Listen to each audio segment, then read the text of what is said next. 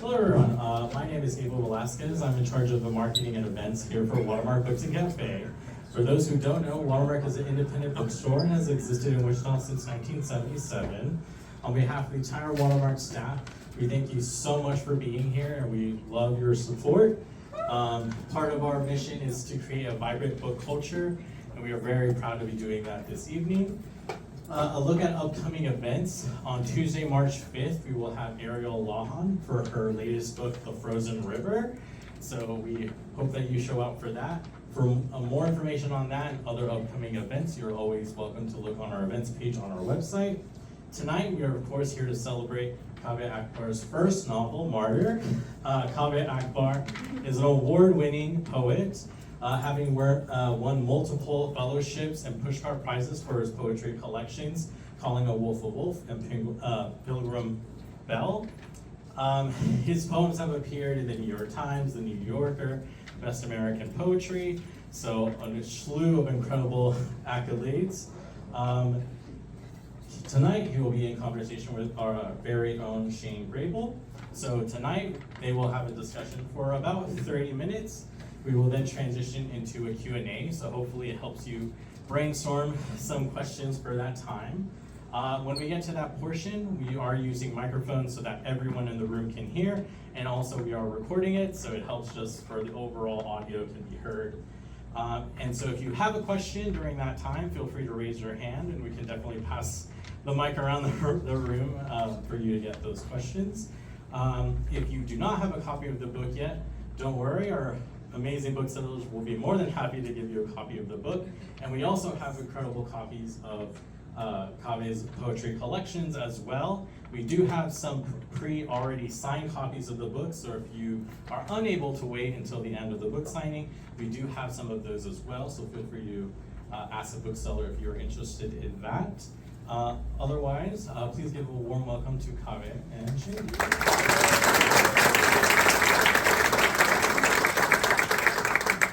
So thank you so much to everybody for coming out this evening. We're so excited. We're so excited that you're here with us. We're so excited to be able to talk about the book. This book for us is months kind of in the making. So months and months ago, representatives from Penguin came to our store and said, you have to read this book.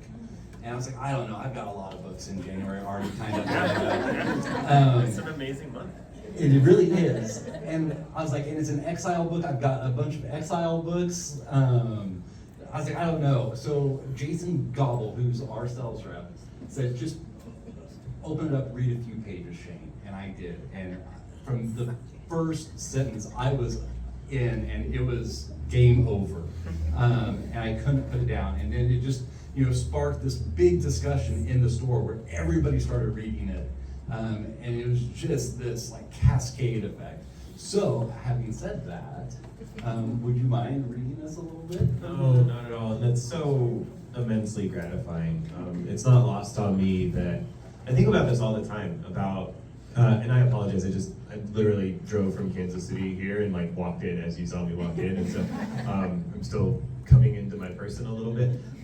But no, it's not lost on me. This is something that I think about often, is that the opportunity cost of reading a book has never been greater in the history of our species, right? I mean, this book takes, 10 hours to read. With that time, you could learn enough French on Duolingo to order at a restaurant, or you could learn, truly, I'm not kidding, like you could learn to tango off YouTube enough to do it at a wedding, right? Like you could learn to julienne an onion, like there's the opportunity, I'm serious, like you could watch a season of the West, I don't know how long it was, for real, and it's like, the amount of other options that you have aside from reading this has never been greater, and the fact that you and your colleagues gave me this gift of your most irreplenishable resource, your time, that's not a small thing. I'm still, I don't know, I maybe at some point I'll become habituated to it, but it's not lost on me.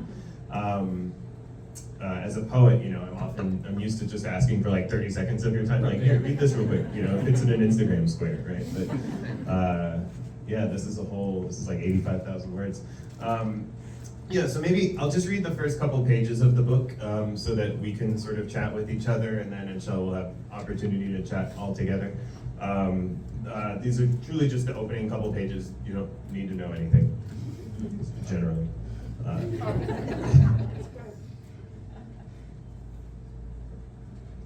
Maybe it was that Cyrus had done the wrong drugs in the right order, or the right drugs in the wrong order.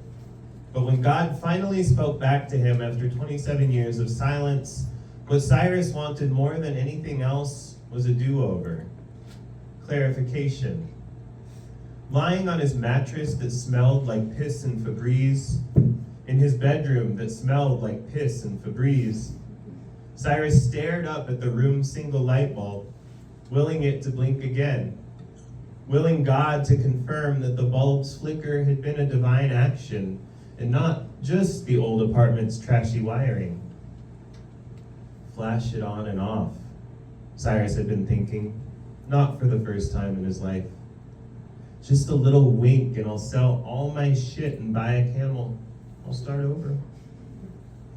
All his shit at that moment amounted to a pile of soiled laundry and a stack of books borrowed from various libraries and never returned. Poetry and biographies, To the Lighthouse, My Uncle Napoleon. Never mind all that though. Cyrus meant it. Why should the Prophet Muhammad get a whole visit from an archangel? Why should Saul get to see the literal light of heaven on the road to Damascus? Of course it would be easy to establish bedrock faith after such clear-cut revelation. How was it fair to celebrate those guys for faith that wasn't faith at all, that was just obedience to what they plainly observed to be true? And what sense did it make to punish the rest of humanity, who had never been privy to such explicit revelation, to make everyone else lurch from crisis to crisis, desperately alone? But then it happened for Cyrus too, right there in that ratty Indiana bedroom. He asked God to reveal himself, herself, themself, itself, whatever. He asked with all the earnestness at his disposal, which was troves.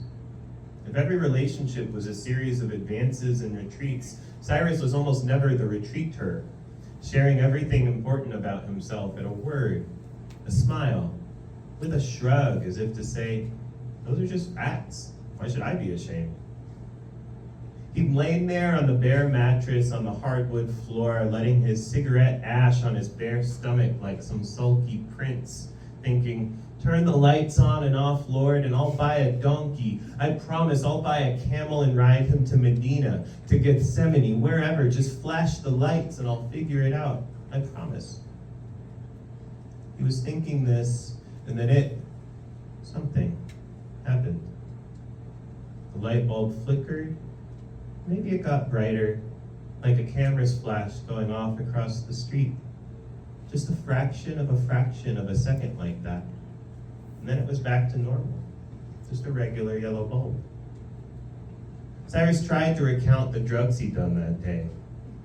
The standard bouquet of booze, weed, cigarettes, Klonopin, Adderall, Neurontin.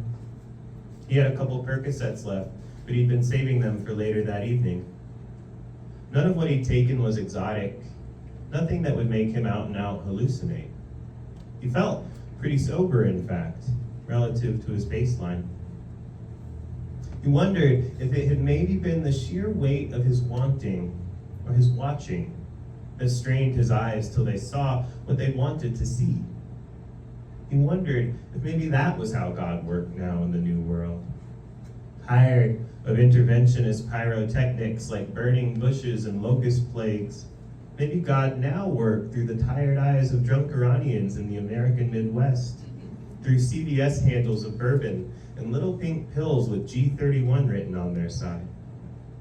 Cyrus took a pull from the giant plastic Old Crow bottle. The whiskey did, for him, what a bedside table did for normal people. It was always at the head of his mattress, holding what was essential to him in place. It lifted him daily from the same sleep it eventually set him into. Lying there reflecting on the possible miracle he just experienced, Cyrus asked God to do it again. confirmation, like typing your password in twice to a web browser. Surely if the all-knowing creator of the universe had wanted to reveal themselves to Cyrus, there'd be no ambiguity.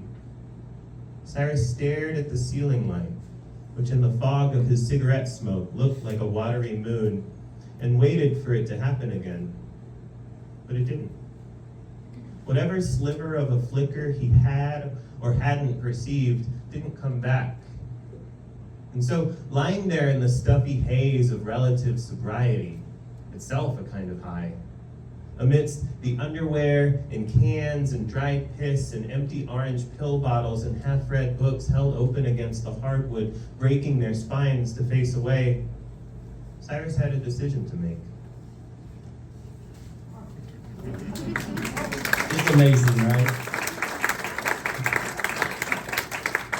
So yeah, so that was all it took for me. I was in full bore. And I think like what that does to start out the book is so critical because it sets up, at least for me, Cyrus as this person. It's this, and I should say full disclosure too, I'm 8 years sober, so I. Oh, no way, that rules. So this is so authentic, right? Like I feel like I'm at a speaker meeting, basically, right? Because so every addict does this.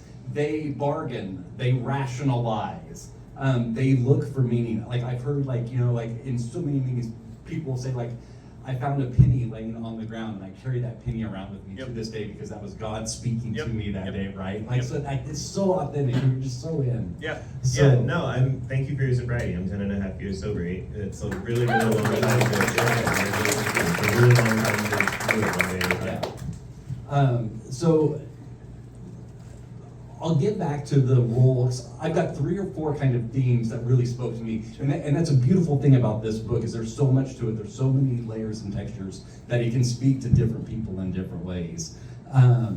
So I'll get back to that because that's a huge theme for me throughout the book that like just like really centered in. But let's just start with, you know, your first novel. Like what's the genesis? How did it get started? What did you envision? You know, the path that it took, just kind of like walk us along that path with you to give us that kind of insight. Yeah. Well, that's just, first of all, thank you for sharing. Your disclosure of that is not something that you had to do, and it makes me feel more among, and it makes me feel more comfortable, and I'm grateful for that. I'm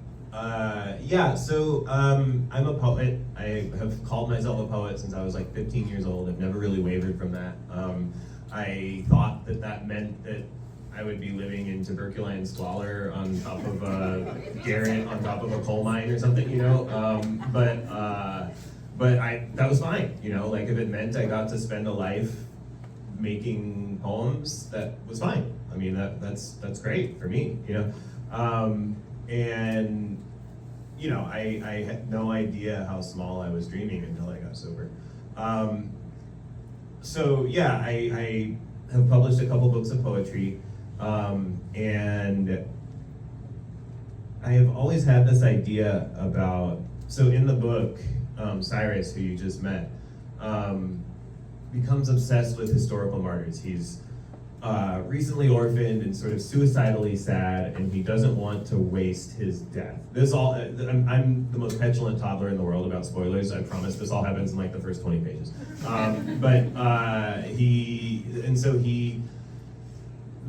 30 pages. He wants to give his life meaning sort of retroactively by giving his death meaning, right? So he wants to figure out how, if he's going to kill himself, how can he do it in a way that will be helpful? You know, he wants to run into a building and save all the children, but a burning building, right? But he has to be by a burning building with children in it in order for that to work, so that's kind of out. He wants to set himself on fire in front of a Bank of America. He wants to, you know, he has all these ideas and he's sort of working through which one would do the most good for humanity, right? And in this process, he learns about this artist who is doing this sort of Marina Abramovich Artist is Present-esque exhibit at the Brooklyn Museum, where she has a terminal cancer diagnosis, and instead of receiving treatment for it, she's just spending the final weeks of her life dying in the museum, and people can come up and sit across the table from her and talk to her about the experience of dying. And that's sort of her final exhibit in her life, right? And so Cyrus, who is utterly obsessed with this idea of martyrdom and giving purpose to a life sort of retroactively, goes to New York to interview this person. That's the sort of catalyzing incident that sets the larger plot in motion. And so to answer your question, I've long had this idea of an Abramovich-esque performance of one's own dying, but I am not a performance artist, I'm not a visual artist, I can hardly draw. And so, not that being able to draw is a prerequisite for being a performance artist, but you understand what I'm saying. Like I am all of my knowledge and specialization is concentrated into this one tiny little dot way out in the margins of human interest, and everything else I'm just utterly, dilettantish about. So I say this to say, I've long had this idea, but what can one do with an idea and I realized that fiction was a place where I could just sort of stick my hands in the sock puppets and make them talk to each other, right? And so I did. I started writing these scenes with her, and it was this very sort of insufferable Tuesdays with Morrie-esque, like these oracular dying artists speaking in these gnomic wisdoms to this sort of effaced interlocutor. I realized that was interesting for me because I was like sort of able to pontificate through my ventriloquization of this artist, but there was no propulsivity, there was no plot, it was, and so I realized that in order to be an interesting book, you have to have a plot. And so I put myself on this sort of narrative diet of reading 2 novels a week and watching a movie a day, and just sort of foie gras ducked narrative into myself, and just did that sort of kleptomaniacally, right? Just stole from everything and.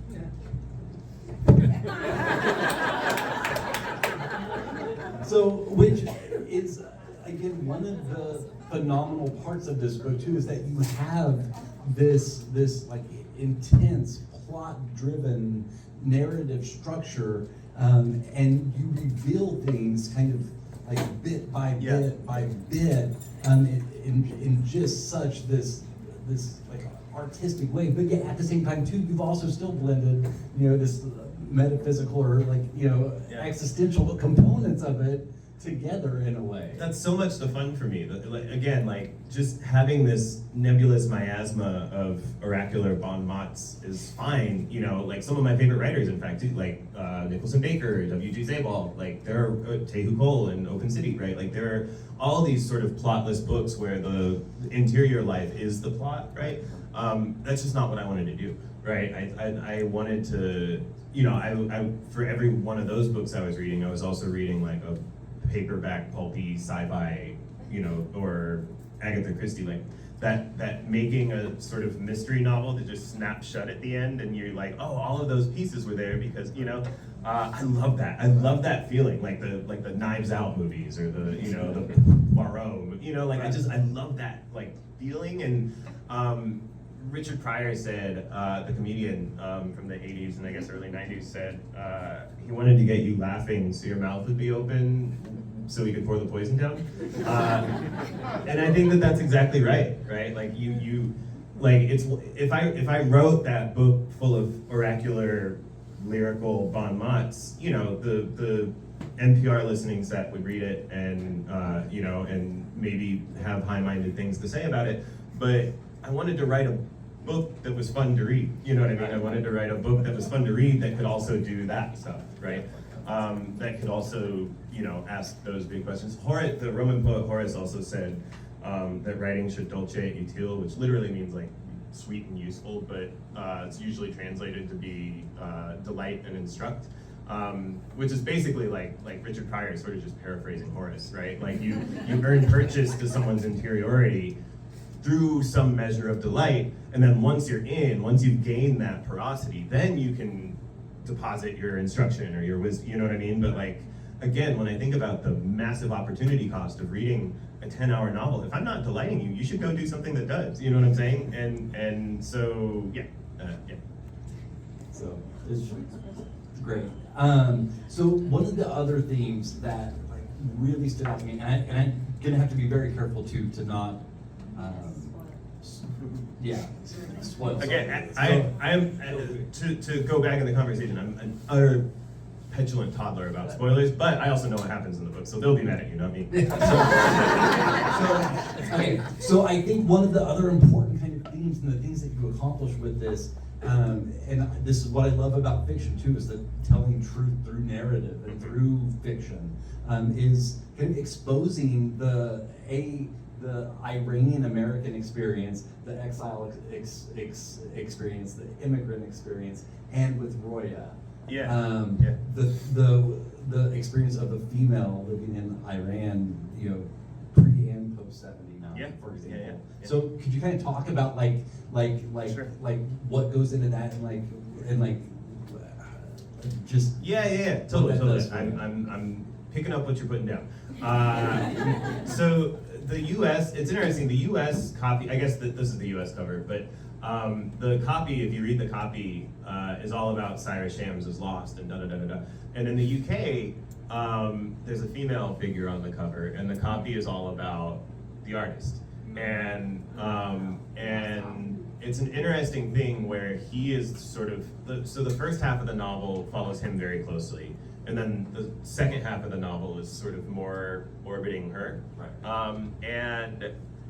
And that's such an interesting thing to me. I don't think either is right or wrong, but just to say there is like a very prominent sort of female protagonist adjacent character. Like if this was a movie, I don't know if she'd be like a best supporting actor or best actor, you know what I mean? Yeah. But yeah, and it's an interesting experience. So one of the catalyzing events in the book that sets, again, the larger plot of the book into motion is in 1988, the USS Vincennes shoots down Iran Air Flight 655. This was on July 3rd, 1988.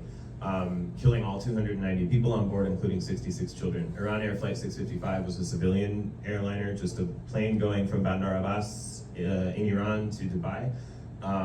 The USS Vincennes was stationed in the Persian Gulf and mistook Iran Air Flight 655 for a military plane and shot it out of the sky. Then Vice President George H.W. Bush said, "I don't care what the facts are, I'm not an apologize for America sort of guy." I offer that without comment. It was a direct quote. I comment on it plenty.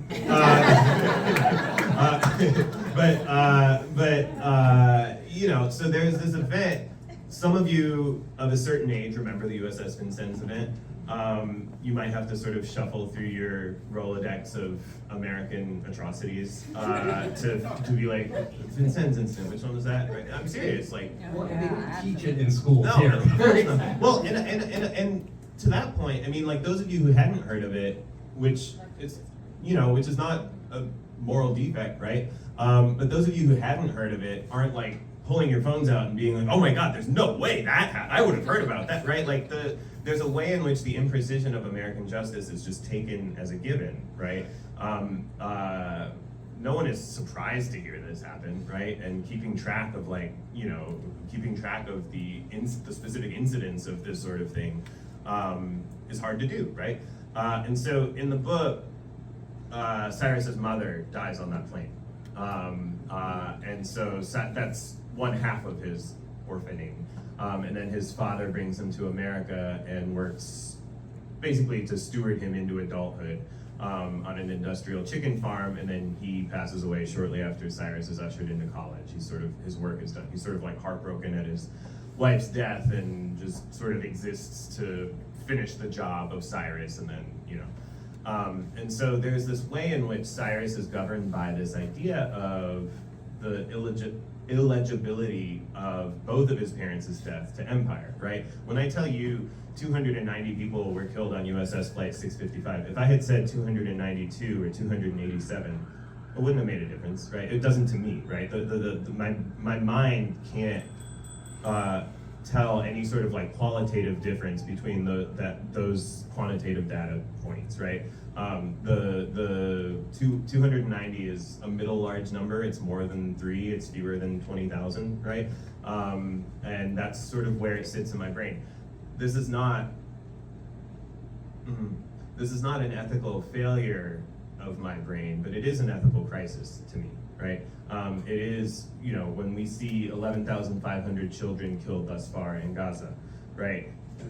It's a pulverizingly large number, but my mind can't tell the difference between that and 11,600, right? Even though there's 100 children, that's 100, you know what I mean? But like my mind, that's not legible in any way to my mind, right? This is a crisis. This is an ethical crisis, right? One of the things that I believe art can do is to take the granularity of specific individual loss and lay it over the abstraction of a collective grief.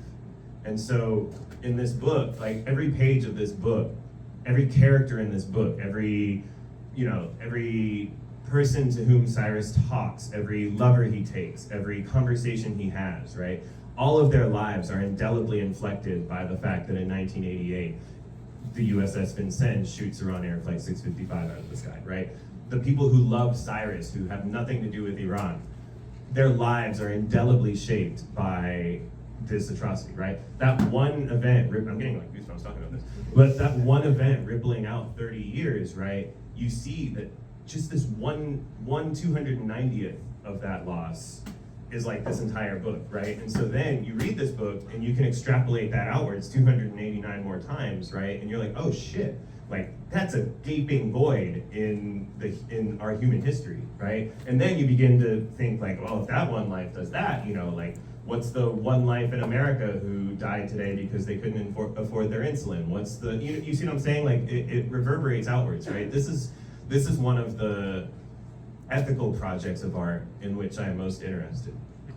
That's incredible. I mean, it just absolutely, I hadn't thought about it in those terms too, of what of the other 289. And just, you know, again, this is one of the things that I love about fiction is that this book is obviously going to be huge, right? There's no doubt. Hundreds of thousands, if not millions of people are going to read this book.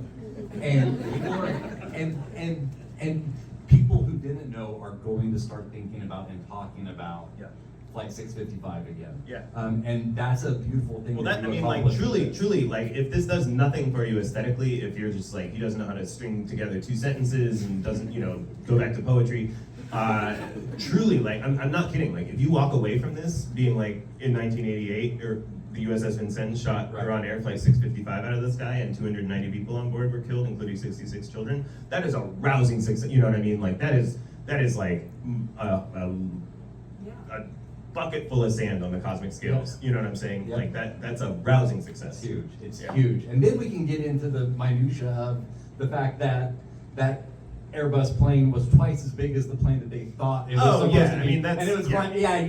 I can get like real spicy if you want to. I spent a lot of time reading them. I mean, they said it was emitting on military frequencies, which was proven to be false. There was no record of it ever, you know, I mean, but so that's neither here nor there. I'm gonna have to like rush through a few things because I want to make sure I get time to. Yeah, sorry. I really care about this, but I get like excitable. No, I do too. I have a whole laundry list of things that I'd love to talk to you about, but I think some of the folks out here will too. So just a couple of the other pieces that I really want to hit on, like for me personally, before I selfishly sure. prior to turning it over. Yeah. Can you talk a little bit more about like the role of like sobriety in your personal life, the writing, and the character too? Because I've heard you talk a little bit about it. And I think like there's some hugely impactful things there about, you know, like one thing that's absolutely true is like this idea of once you become sober, you have like this huge void in your life, right? Yeah. Because every single piece of you used to be consumed with your addiction. Yeah. And now you've got time. And what do you do with that time? Yeah, and so yeah, I mean, like, there was nothing. I got sober fairly young, but when I got sober, I found out like a year later my liver was pre-cirrhotic. I had like shattered my pelvis. I was a prodigy, and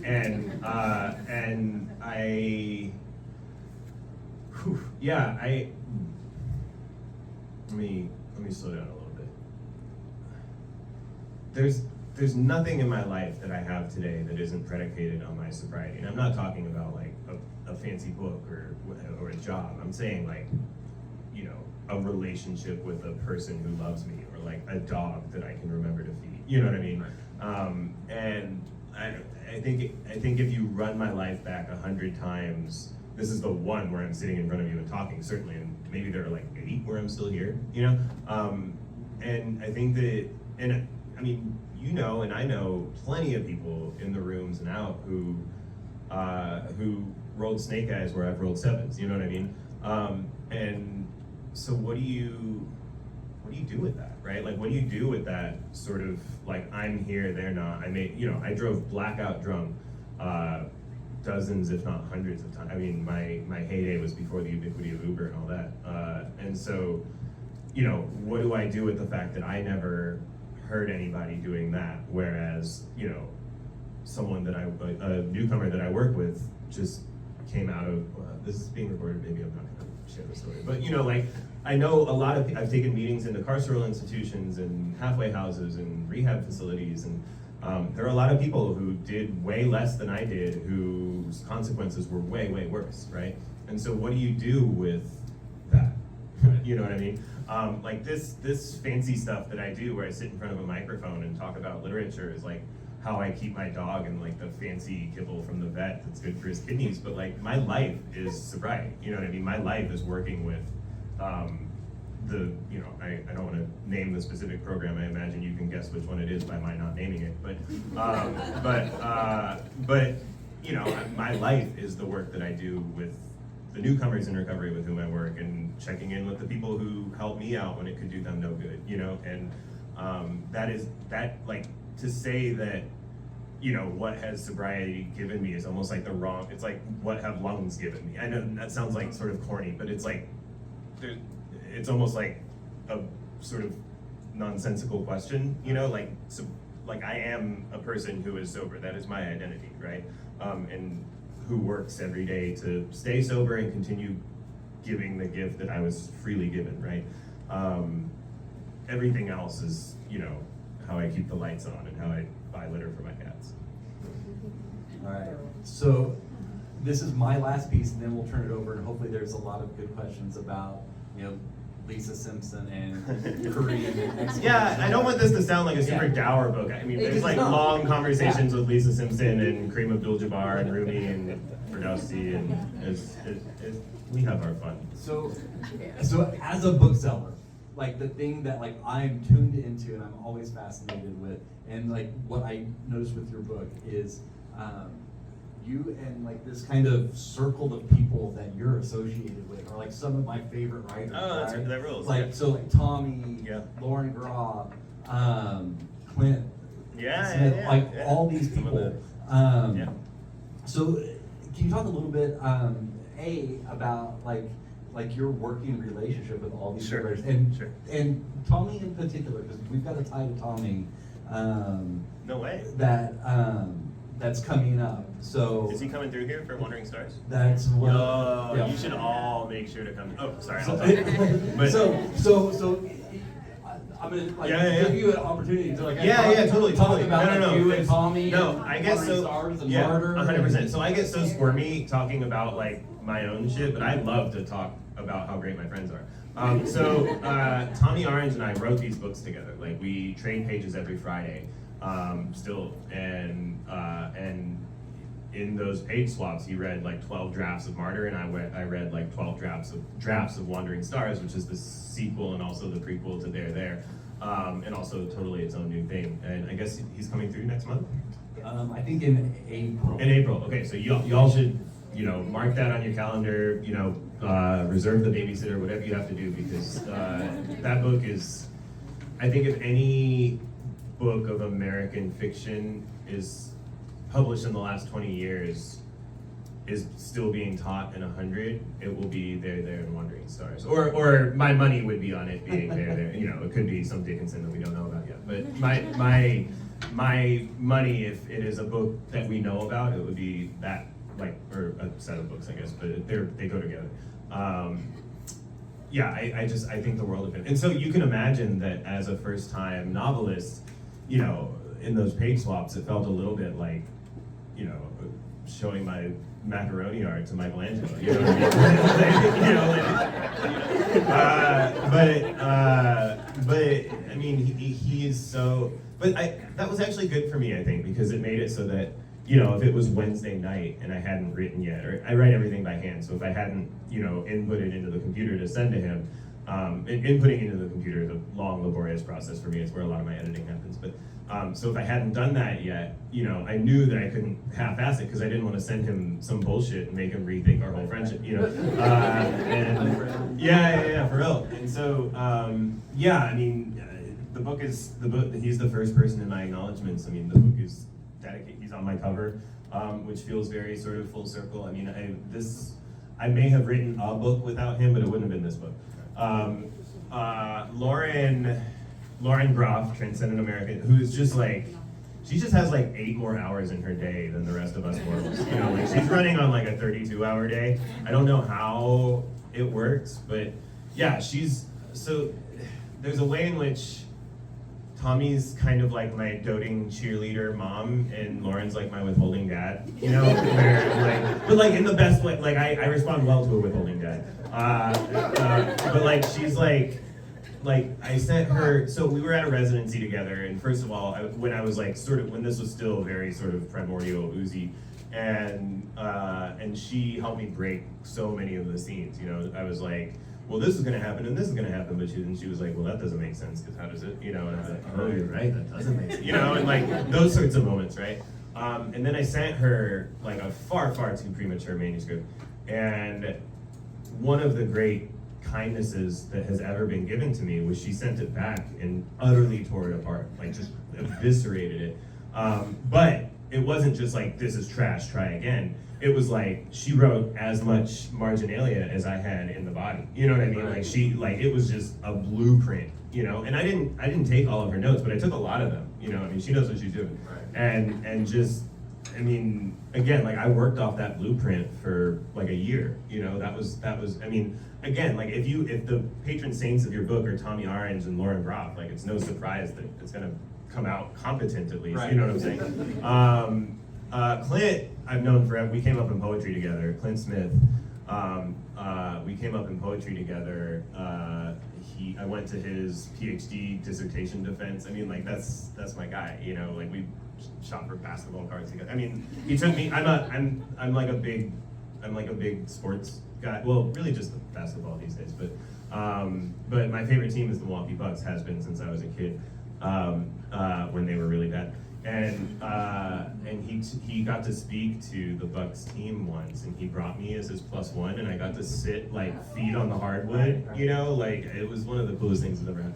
And yeah, and you know, he read an early manuscript, but he also, you know, went from being a successful poet and a smart man, you know, he had a good life, but it wasn't like, when he published How the Word Is Passed, you know, he went sort of supernova. He was a #1 New York Times bestseller, and he won all these prizes, and he was on all the late shows, you know, like he was like, he went sort of supernova, and, you know, this is an order of magnitude smaller than that, but just going from like being a poet operating in this little provincial hamlet of the literary consciousness into having a novel where you do a little bit more running around and talking to people and kissing babies and stuff. There's you know, he helped prepare me for just the practical realities of that too, a little bit. And that was really helpful to have someone to talk, you know, when I was selling the book and when I, you know, was talking to my agent, you know, it's just a lot of stuff that made me feel very vertiginous and like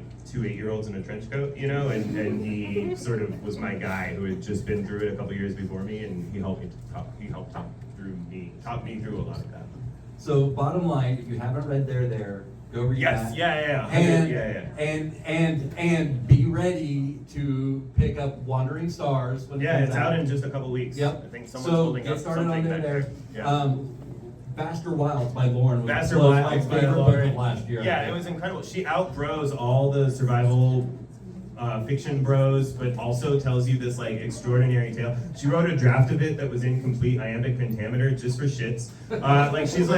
She's such a monster. Like it's honestly obnoxious to be her friend because like she just does more in like 3 hours than I manage in a week. And I'm just like, it took me 5 years to write this book and she's already like 2 books ahead of whichever one's out. It's like, and she has like 8 in the drawer, you know, for a rainy day. It's just, she's the worst. All right, so then real quick before we get to questions, any other... I feel like to be clear, I love her very, very much. This is the idiom of my affection. I can see a novel with like you as a type character and Lauren as the other. All We right. get along really well. Like we love talking to each other, but I think we're also both a little bit fascinated by the other. Yeah. So any other books kind of coming out this year? Friends, authors that you want to... I love Marie-Helene Bertino's Beautyland.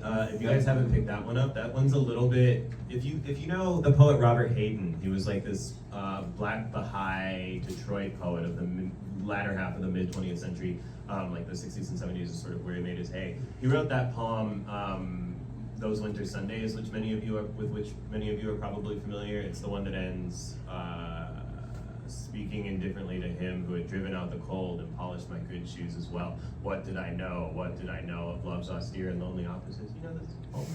Yes. Some of you are not. I feel like more of you know. Yeah. I feel like more of you know. It's like one of the most anthologized poems of the 20th century. But he wrote. The second half of the 20th century.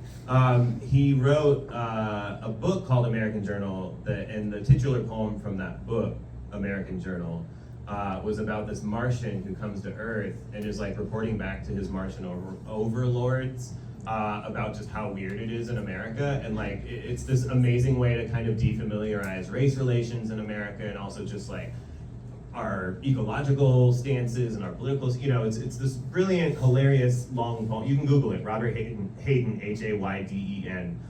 American Journal. It'll take you like 2 minutes to read.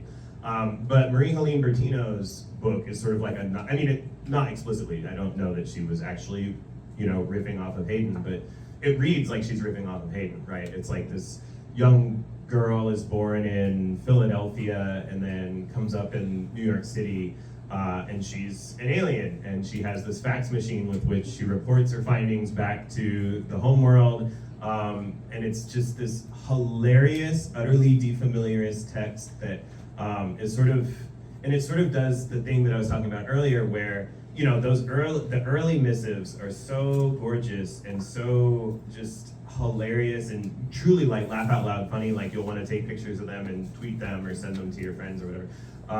And then like they slowly, without you even noticing it, although now maybe you will because I'm talking about it, they slowly become like more and more existential, but you don't notice that it's happening. And Marie-Helene Bertino also works as a death doula and also has a lot of, you know, wisdom, you know, for someone of her relatively young age.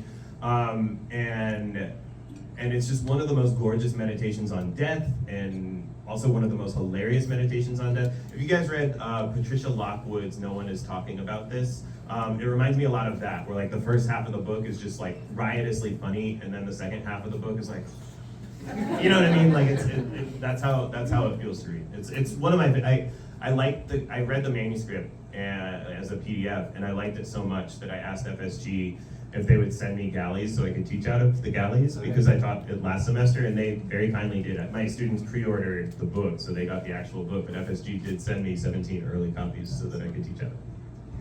All right, so we'll turn it over to questions from the audience, but in fairness, I will add my last shot. Undoubtedly, Tommy Orange will be talking about for 100 years.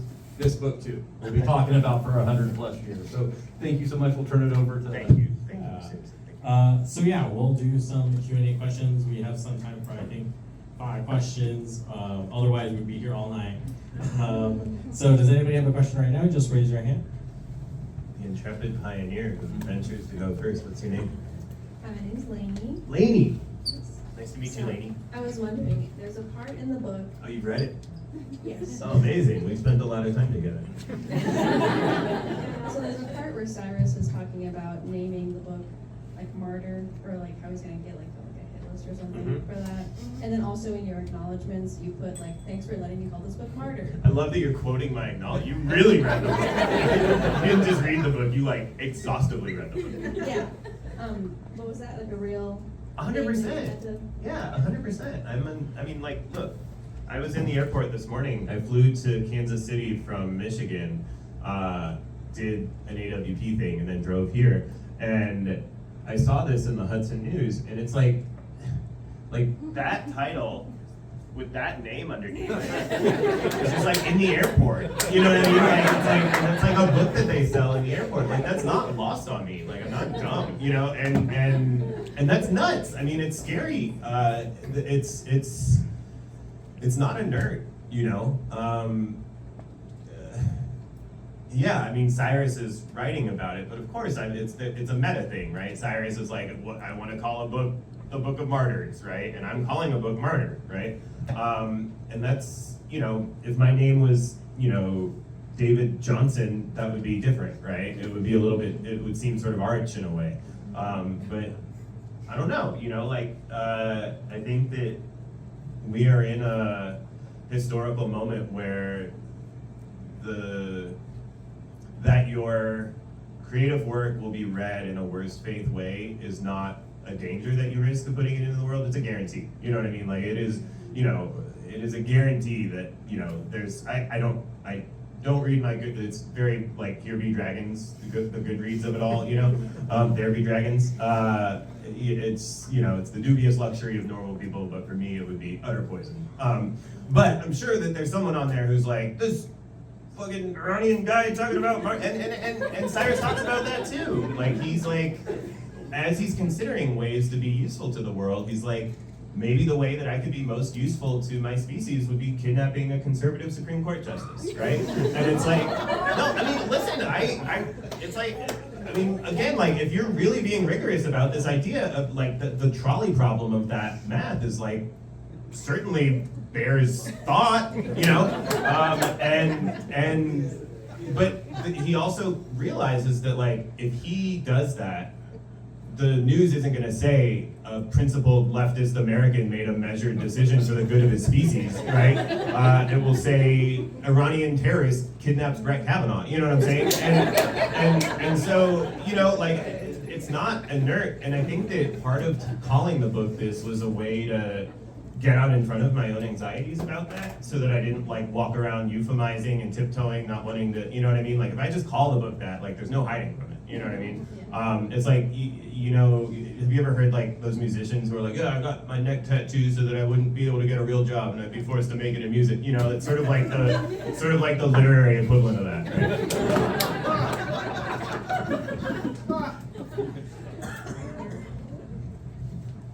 Hi, Kaveh. Hi, what's your name? Rebecca. Rebecca, it's nice to meet you. You too. I'm curious about what makes a Kaveh poem versus what makes a Cyrus poem. yeah. Like what that was like writing poems from a person that is not you. Yeah, that's true too. If you're like, man, this comic guy can't write prose, but I did like his poems. There's like a chapbook's worth of poetry in here, like brand new poetry.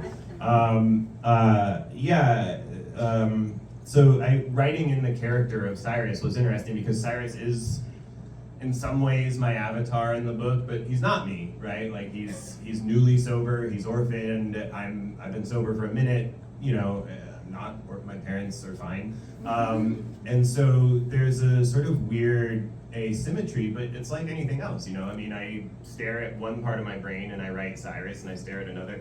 To be honest, as a poet, I've never been much interested in persona poems. I don't, it's just not how, you know, I don't have like, you know, every poet has like a stock Persephone poem in their arsenal and a, you know, and a stock like, you know, like Orpheus poem, whatever. I never did that, right? That's just not how my brain works. Maybe I'm just too self-absorbed. Yeah, it was fun. It's like a fun game. Like, this is my favorite game in the world. You know what I mean? Like, my brother, when we came to America, played with Legos obsessively, and now he's like a computer scientist, and he loves like taking stuff apart and putting them together. I played with language. Like, I played with language the exact same way that he plays with Legos. Like, I loved.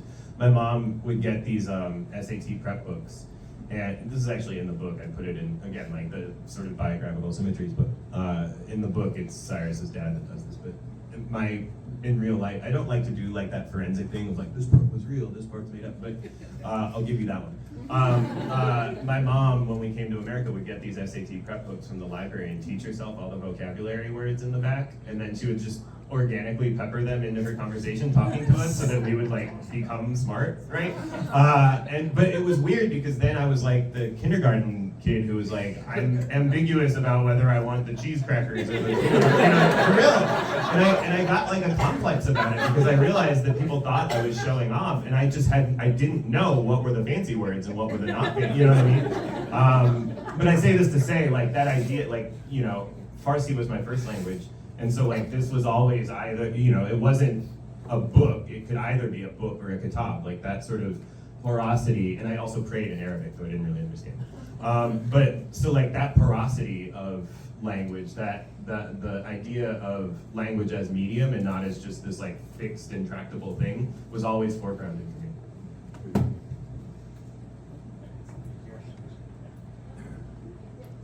I won't let you can just have mine. Hello. Hi, what's your name? Kathy. Kathy, I would wear those glasses. Awesome.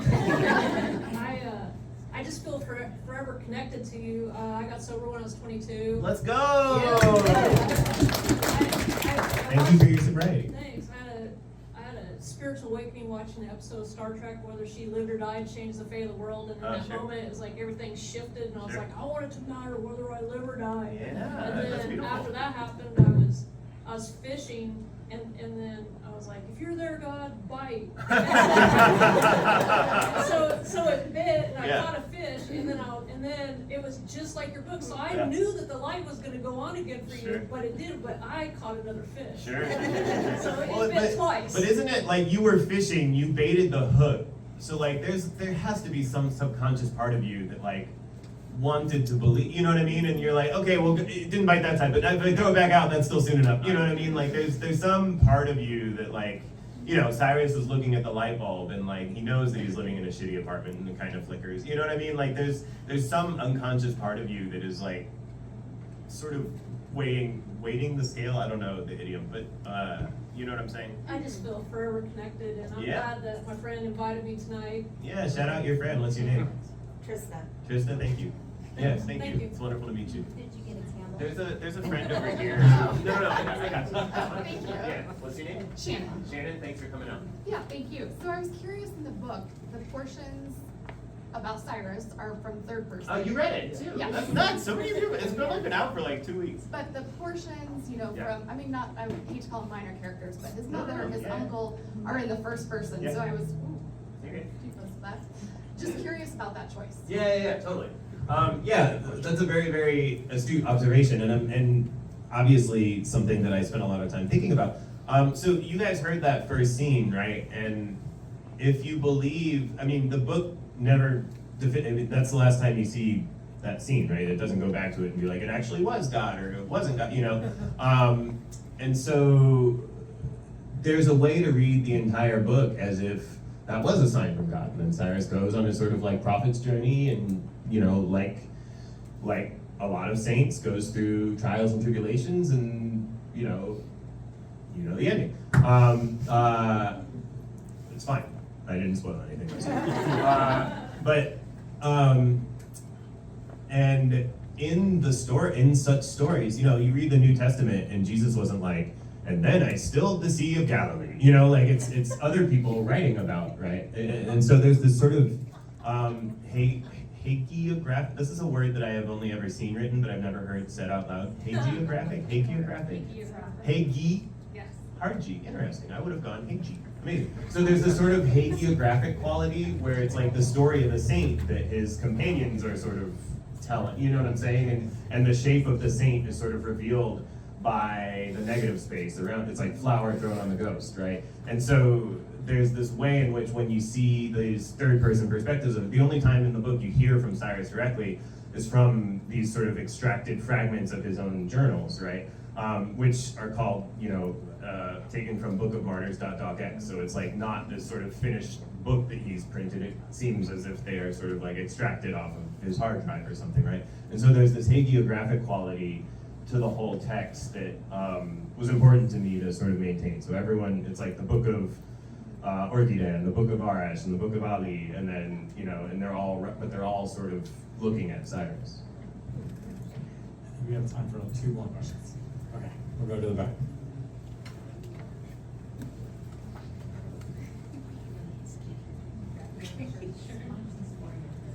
Hello. You can ask it to me in the line. I don't think I've ever read a book that uses epigraph so interestingly. Oh, So- yeah. Yo, this is the greatest crowd that I've ever been in. This is incredible. And when I read the book, I read that first epigraph as though it was you, the author, putting that sort of thematic stamp on the book. But when I read the extended epigraph at the end, I read it in the voice of Cyrus, and I just wanted to hear your strategy for epigraph. What's your name? Katie. Katie, I can't improve upon that. I mean, no, for real. I mean, that's great. I mean, I love Clarice Lispector. For those of you who haven't read the book, it opens with an epigraph from Clarice Lispector that says, "My God, I just remembered that we died." And then, I don't even, should I, what do you, I don't know. No spoilers. Yeah. Just that's the opening epigraph. But I can't improve upon what you said. I think that you said it more beautifully and articulately than I would be able to. I would just sort of clumsily and amorphously, lurch around what you said.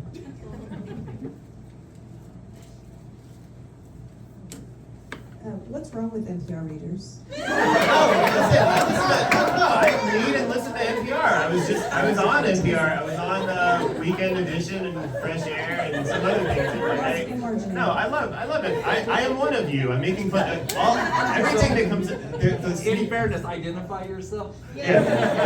No. Like to be clear, like the sneering punk in my heart does all of his sneering at me these days, right? So when you hear these things, it is purely self-deprecating, and I apologize for any flack that may have brought you into I'm just giving it right back. No, I heard you say in an interview and then again tonight that you put yourself on a narrative diet of reading 2 novels a week and watching a movie a day. Any novels or movies that come to the forefront that really influenced you? Yeah, of course. I mean, so the obnoxious answer is that they all did, and one of my favorite writers is Jorge Luis Borges, whose Ficciones I reread every year, and it's like a totally new book every time I read it. The Argentinian short story, mostly writer. He wrote poetry too, but it's not very good. Borges. But I mean, he's one of the greatest. He's one of the greatest story writers of all time, to my mind. Certainly of the 20th century. But I love Borges for a lot of reasons. One thing, this is sort of I guess it's a sidebar of a sidebar. But he once wrote about the Quran, this bit that I love. You can Google it, like Borges Quran. But he talks about how the Quran is the supremely Arab book par excellence. He also he said he was better translated. He wrote in Spanish, but he said he was better translated into English because that's where all the real literature. He's sort of, and so he would pepper in these French things too. It's very sweet. But he talks about how the Quran is the book of Arab literature par excellence because there are no camels in the Quran. He says if a Western reader, and I don't like the term Western, because it's the center in Europe. The Earth is a sphere. Everything is west of everything, unless you put a center somewhere. But he says that if any non-Arab were to write Quran, it would be full of camels, right? Because that's what would seem interesting, right, in that area, right? But because Muhammad was authentically Arab, and he was also a little bit of an Orientalist. Borges was a little bit of an Orientalist, but I think I'm allowed to forgive him for that. I think that's how that works. So he says because Muhammad was authentically Arab, the camels were unremarkable to him, so he didn't fill the Quran with them, which is wrong on two levels. One, Muhammad didn't write the Quran according to the Quran, right? God delivered the Quran to the angel Gabriel, who dictated it to Muhammad. And also, there are camels everywhere in the Quran, right? Like there are like 60 instances of camels in the Quran. So like Borges had read like this tiny little sample and was like, he like landed upon this wisdom, which is really great. Like truly, it's like a great insight. You know, you read American Dirt and she's like italicizing burrito, you know, and you're like, well, you know, like that's probably, I'm sorry, I don't mean, she's fine. Whatever. We've had our fun. But you know, like Borges is making a really good point there. The actual story that I wanted to tell is also a little bit Orientalist about Borges. Weird. But he was, those of you who know Borges know he was sort of fascinated by infinity and these ideas of infinity and approximating infinity. You know, you read the Book of Sand or the Tower of Babel and Library of Babel. Tower of Babel is the actual one. But you read the Library of Babel, and there are all these different ways of conjuring approximations of infinity. And one of his favorite forms of infinity was imagining the Sahara Desert, right? Like the little grains of sand relative to the vastness of the desert. And late in his life, I don't know if he was actually blind at this point or just nearly blind, but he actually gets to go to the Sahara Desert. And he gets out there and they take him to the desert and he reaches down. This is the first thing he does. He reaches down and he scoops up a palm full of sand and just lets it sift through his fingers like this. And I'm getting goosebumps talking about it. He was like, I am modifying the Sahara, right? And that was his great epiphany, right? It's so perfect to me. Like, it's so beautiful to me because it's like his presence there indelibly inflected the Sahara, right? The shape of the Sahara is forever changed, however minutely, you know. And so like every book that I read, I'm bringing this back, every book that I read, every movie that I watched indelibly inflected my Sahara. You know, when I read The Bluest Eye, Pigula Breedlove came in with, you know, these bulldozers and made new archipelagos in my Sahara, right? Whereas, you know, the book about pirates that I read to my pirates and buoyancy that I read to my niece on FaceTime probably only moved a couple grains of sand from here to there, right? But it's not inert, you know, like it's like, you know, the muffin that I ate for breakfast 2 days ago is like in here somewhere, you know, the lipids and whatever, you know, are like doing something in here and I can't point to them, but they're me, you know, they're compositionally me. And I feel like reading works the exact, or, you know, consuming art, your aesthetic metabolism, your creative metabolism works the exact same way, right? Like it's all in here and I can't point to, you know, this is the Morrison hemisphere and this is the Nabokov hemisphere, you know, but it's all in there, right? That's the obnoxious answer. The you know, obviously Tommy's and Lauren's books really influenced me heavily. I mean, I was reading Tommy every single week, so as I was sort of curating this lowercase c Catholic reading list elsewhere, you know, I was also reading Tommy every single week, so I'm sure that he's in here, you know, again, I couldn't point to this is Tommy or that's Tommy, but I'm sure he's in here more than his fair share, you know. I love Morrison and Nabokov, I love Sebald, I love Nicholson Baker. Nicholson Baker is a huge influence for me, which is funny because I deliberately set out to not write like a sort of novel of the mind like the way that he does, but just the ferocious granularity of his attention and the eccentricity of it is so delicious to me. You know, I think that in terms of that, I love Benjamin Labatut, When We Cease to Understand the World, and then The Maniac just came out.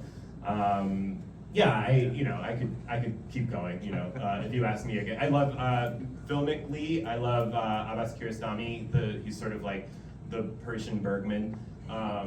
His son came to a reading that I gave in San Francisco last week, and I was just like, you know, it was like reading to a burning bush, you know. I don't know. I mean, I like MGM musicals from the 50s. I don't know. Like I like all sorts of stuff. Again, I just put it in. Thanks so much for coming. We're going to end it. I thought it was a great time. There's plenty of writers that I love, I swear. I don't need to be, but I just try to be honest. No, that makes a lot of sense. We wanted to say, like, our staff, so many of our staff read this book. They loved this book. There's so many quotes about it. So definitely, if you have not gotten the chance to purchase a copy, please do so. all the books that he recommended are at the shelf, as well as all of his poetry collection. So again, thanks so much for Kaveh to come to Wichita. I imagine for the first time ever. Yeah, I think so. I think so. Yeah, Yeah. so thank you so much.